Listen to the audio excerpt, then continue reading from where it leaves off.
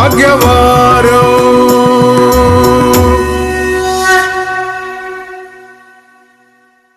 കർക്കിടക രാശി പുണർതം അവസാനത്തെ 15 നാഴികയും പൂയവും ആയില്യവും ചേരുന്ന 2 നക്ഷത്രമടങ്ങുന്നതാണ് കർക്കിടക രാശി. കർക്കിടക രാശിക്കാർക്ക് എൻ്റെ വിഷുദിന ആശംസകൾ.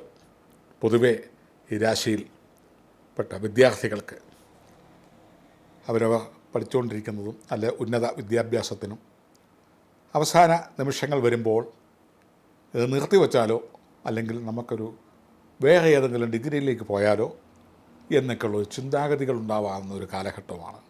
തുടർന്ന് വരുന്ന കാര്യങ്ങളെ അവസാന നിമിഷമായിട്ട് ഉപേക്ഷിക്കുകയോ അവസാന നിമിഷം വേണ്ടെന്ന് വെക്കുകയോ അവസാന നിമിഷങ്ങളിൽ അവയ്ക്ക് അർഹതപ്പെട്ട ഗൗരവം കൊടുക്കാതെ വരികയോ ചെയ്യുന്നത് കൊണ്ട് വിദ്യാർത്ഥികൾക്ക് എഴുതുന്ന പരീക്ഷയിൽ മാർക്ക് കുറയും. അശ്രദ്ധയൊന്നും ഉണ്ടാവത്തില്ല. കാരണം ഭാഗ്യത്തിലേക്ക് ശനി വരുന്ന കാര്യമായതുകൊണ്ട് പുതിയ പുതിയ അധ്യയന വിഷയങ്ങൾ കൈകാര്യം ചെയ്യേണ്ടതുണ്ട്. അവ നിഷ്പ്രയാസം എന്ന് കരുതരുത്. വരുന്ന 2026 മാർച്ച് ഏപ്രിൽ മാസം വരെ അത് കണ്ടിന്യൂ ചെയ്യാനും മടിക്കരുത്, മറക്കരുത്. കൂടുതൽ ഉത്സാഹിക്കേണ്ടിയിരിക്കുന്നു. പാതി വഴിയിൽ വെച്ച് ശ്രദ്ധ നഷ്ടപ്പെടരുത്. അതിനുള്ള തടസ്സങ്ങൾ പലതും കുടുംബവശാൽ, ആരോഗ്യവശാൽ, പഠനവശാൽ, സ്കൂൾ കോളേജ് തലങ്ങളിൽ ഉണ്ടാവാൻ സാധ്യതയുണ്ട്. ശ്രദ്ധിക്കുക. പ്രത്യേകിച്ച് ഈ മദ്യം, മയക്കുമരുന്ന് ഇങ്ങനെയുള്ള ലോബികളുടെ ഉള്ളിൽ ചെന്നപ്പെടാതെ ഇരിക്കാൻ പ്രത്യേകം ശ്രദ്ധിക്കണം. ഈ രാശിയിൽപ്പെട്ട വിദ്യാർത്ഥികൾ അകപ്പെടാൻ സാധ്യതയുണ്ട്.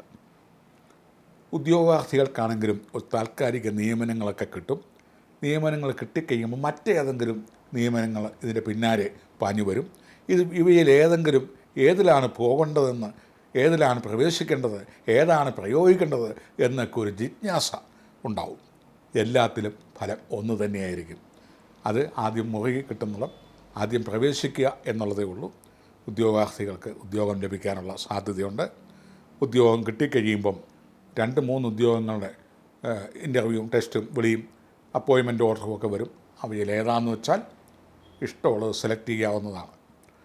ഉദ്യോഗത്തിൽ സർവീസിൽ ഇരിക്കുന്ന യുവാക്കൾക്കും ഉദ്യോഗസ്ഥർക്കും ഈ സന്ദർഭം സ്ഥലം മാറ്റത്തോടു കൂടിയ പ്രമോഷനോ സ്ഥാനമാറ്റത്തോടു കൂടിയ പ്രമോഷനോ അർഹതപ്പെട്ട സ്ഥാനമാനങ്ങളോ കിട്ടാനും ദൂരദേശത്തേക്ക് പോകുവാനുള്ള സാധ്യതയും കാണുന്നുണ്ട്. ഈ രാശിയിൽപ്പെട്ട വിദേശത്തേക്ക് പോകാൻ ട്രൈ ചെയ്യുന്നവർക്ക് ഏറ്റവും അനുകൂലമായ സന്ദർഭമാണ്. വിദേശ ജോലിക്കോ വിദേശ യാത്രയ്ക്കോ വിസിറ്റിംഗ് വിസയ്ക്കൊക്കെ വേണമെങ്കിൽ അനുകൂലമായ സന്ദർഭം ഉണ്ടാവും. അതിനുവേണ്ട എല്ലാവിധ റെക്കമെൻഡുകളും ലഭിക്കുന്നതാണ്.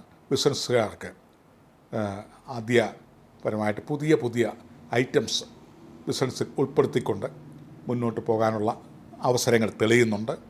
അത് ഭാവിയിൽ പ്രയോജനം, ലാഭം ഉണ്ടാക്കുന്ന കച്ചവട രംഗത്തേക്ക്, ബിസിനസ് രംഗത്തേക്ക്, പ്രത്യേകിച്ചും മുതലാളിമാർക്ക് പുതിയ പുതിയ ബ്രാഞ്ചുകളും ഒക്കെ ഇടാനും അതിലേക്ക് വേണ്ട കോടികൾ ഇൻവെസ്റ്റ് ചെയ്യുവാനും ഉള്ള സാധ്യതകളൊക്കെ ഈ വിഷുഫലം കൊണ്ട് കാണുന്നുണ്ട്. പണം മുടക്കുന്നത് ഉടൻ തന്നെ തിരിച്ച് കിട്ടുന്നതല്ല, 1, 2, 3 വർഷം കൊണ്ടേ കിട്ടത്തുള്ളൂ.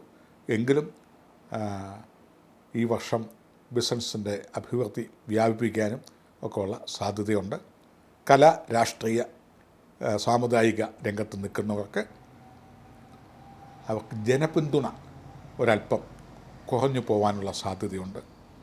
ഏതെങ്കിലും തരത്തിൽ ജനങ്ങളെ ക്ഷോഭിപ്പിക്കുവാനോ അല്ലെങ്കിൽ ജനങ്ങളിൽ നിന്ന് ഡൈവേർട്ട് ചെയ്തു പോകാനോ വിവിധങ്ങളായ ട്രേഡിലേക്ക് തിരിഞ്ഞു പോകാനോ സ്വാധീനിക്കാനോ സാധ്യതയുള്ളതുകൊണ്ട് ആലോചിക്കുക. കാരണം ഉടൻ തന്നെ ഈ നഷ്ടപ്പെട്ട ജനവികാരം തിരിച്ചു പിടിക്കാൻ സാധ്യത കുറവായിരിക്കും. പുണർതം, പൂയം, ആയില്യം നക്ഷത്രത്തിൽപ്പെടുന്ന ഈ നക്ഷത്രക്കാർക്ക് അവർ വിഭാവനം ചെയ്യുന്നത് തന്നെ എന്തെല്ലാം കോട്ടം സംഭവിച്ചാലും ഗുണം സംഭവിച്ചാലും തുടർന്നു പോകുന്നതാണ് നല്ലത്.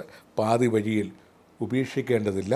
പലതിൽ നിന്നും വിട്ടുപോകുന്ന അല്ലെങ്കിൽ പടിയടച്ച് മാറുന്ന അല്ലെങ്കിൽ പടിവാതിക്കൽ ഉപേക്ഷിക്കപ്പെടുന്ന രീതിയാണ് കാണുന്നത്. അതൊക്കെ ഒന്ന് ശ്രദ്ധിക്കണം. ഈ നക്ഷത്രത്തിൽപ്പെട്ട കടബാധ്യതകൾ ഉള്ളവർക്ക് പരിഹരിക്കാനുള്ള ഒരു സാധ്യത വേറെ. പഴയ കടങ്ങൾ തീർക്കാൻ പുതിയ കടമോ പുതിയ ലോണോ പുതിയ സാഹചര്യം വന്നു ചേരും. രോഗികൾക്ക് വളരെയധികം ആശ്വാസം വരുന്ന ഒരു കാലഘട്ടമാണ്. കേസ്, കോടതി, കച്ചേരി, പോലീസ് സ്റ്റേഷൻ ആയിട്ട് ബന്ധപ്പെട്ടിരിക്കുന്നവർക്ക് ഒരു കോംപ്രമൈസ് ആയിരിക്കും ഇപ്പം നല്ലത്. മുന്നോട്ട് പോകാതിരുന്ന് അവിടെ വെച്ച് തന്നെ പരസ്പരം പറഞ്ഞ് തീർക്കുക, കോടതിക്ക് വെളിയിൽ വെച്ച് തന്നെ തീർക്കേണ്ടതാണെങ്കിൽ അതായിരിക്കും ഏറ്റവും നല്ലത്. മുന്നോട്ട് പോയാൽ ഒങ്ങും എത്താത്ത ഒരു രീതിയിലേക്ക് പോകും. നമ്മുടെ വിശ്വസ്തരും സഹയാത്രികരും സഹായികളും അപ്രത്യക്ഷമാവുന്ന ഒരു സമയമായതുകൊണ്ട് കിട്ടുന്നിടം കൊണ്ട് പ്രശ്നങ്ങൾ സോൾവ് ചെയ്ത് പോകുന്നതാണ് നല്ലത്. പൊതുവേ അശ്വതി, ഭരണി, കാർത്തിക വരുന്ന നക്ഷത്രങ്ങൾ, അവിട്ടം, ചതയം നക്ഷത്രം വരുന്ന ദിവസങ്ങൾ, കർക്കിടക രാശിയിൽപ്പെട്ട പുണർതം, പൂയം, ആയില്യം നക്ഷത്രത്തിൽപ്പെട്ട കർക്കിടക രാശിയിൽപ്പെട്ടവർക്ക് അവിട്ടം, ചതയം നക്ഷത്രം വരുന്ന ദിവസങ്ങളിൽ കൊടുക്കൽ വാങ്ങലുകൾ കഴിവതും ഒഴിവാക്കുക. കഷ്ടനഷ്ടങ്ങൾ സംഭവിക്കാം. വലിയ എഗ്രിമെൻറ്റുകളിൽ നിന്ന് ഒഴിവായി നിൽക്കുക. ദീർഘയാത്രകൾ, സാഹസിക യാത്രകൾ, സാഹസിക പ്രവർത്തനങ്ങൾ എന്നിവയിൽ നിന്ന് ഒഴിവായി നിൽക്കുക. ഈ 2 ദിവസങ്ങൾ അത്ര ഗുണകരമല്ല. പൊതുവേ രോഹിണി, മകയിരം നക്ഷത്രം വരുന്ന ദിവസങ്ങളിലേക്ക് കാര്യങ്ങൾ ഒന്ന് മാറ്റിവെച്ചാൽ ആദായകരവും ഭാഗ്യകരവും സൃഷ്ടിപരവും പുരോഗമനപരവും ഭാഗ്യപരവും മംഗളകരവുമായ ദിവസങ്ങളാണ് രോഹിണിയും മകയിരവും ആയില്യം നക്ഷത്രക്കാർക്ക്, പുണർതം, പൂയം നക്ഷത്രക്കാർക്ക് ഈ വർഷഫലം അനുസരിച്ച് കൊടുക്കൽ വാങ്ങലുകളിൽ ലാഭങ്ങളും പ്രശ്നാധിഷ്ഠിതം അല്ലാത്ത രംഗങ്ങളും എഗ്രിമെൻറ്റുകളും വൻ വിജയത്തിലെത്തുന്നതാണ്. മുതലാളിമാർക്കും മറ്റുമൊക്കെ എന്തെങ്കിലും പുതിയ സംഭവങ്ങൾ സ്റ്റാർട്ട് ചെയ്യുന്ന ഈ ദിവസങ്ങൾ നന്നായിരിക്കും. തൊഴിലാളികൾക്ക് തൊഴിൽ മേന്മകൾ കൂടുതലായി ലഭിക്കും. അതുപോലെ രോഗികൾക്ക് ആശ്വാസം കണ്ടെത്തുന്ന ട്രീറ്റ്മെൻറ്റിലേക്ക് ഈ വിഷു ഫലം ഉണ്ടാവുന്നതാണ്. പൊതുവേ പഞ്ചഭൂത കർമ്മങ്ങളെക്കൊണ്ട് ദോഷകാഠിന്യങ്ങൾ മാറ്റപ്പെടാവുന്നതാണ്. വ്യാഴാഴ്ച ദിവസങ്ങളിൽ വിഷ്ണു ഭഗവാന്, ശ്രീകൃഷ്ണ ഭഗവാന്, ശ്രീരാമചന്ദ്രന്, അതുപോലെ തന്നെ ശ്രീദുർഗയ്ക്കൊക്കെ വേണ്ട വഴിപാടുകളും പ്രാർത്ഥനകളും യഥേഷ്ടം ദർശനവും ഒക്കെ നടത്തുക. പ്രത്യേകിച്ച് കാരുണ്യപ്രവർത്തനങ്ങളുമൊക്കെ ചെയ്യുക. തിങ്കളാഴ്ച ദിവസങ്ങൾ ചെയ്യുന്നത് നന്നായിരിക്കും. ഒരിക്കലെടുക്കുക. ദേവീക്ഷേത്ര ദർശനം, വിഷ്ണു ക്ഷേത്ര ദർശനമൊക്കെ പുണർതം, പൂയം, ആയില്യം നക്ഷത്രത്തിൽപ്പെട്ടവർ ഈ വിഷു മുതൽ അടുത്ത വിഷു വരെയുള്ള വരുന്ന ദിവസങ്ങളിൽ കഴിവതും ദർശനം, ദാനം, ധർമ്മം ഇത്യാദികളൊക്കെ ചെയ്ത് ദോഷകാഠിന്യങ്ങൾ കുറയ്ക്കുക.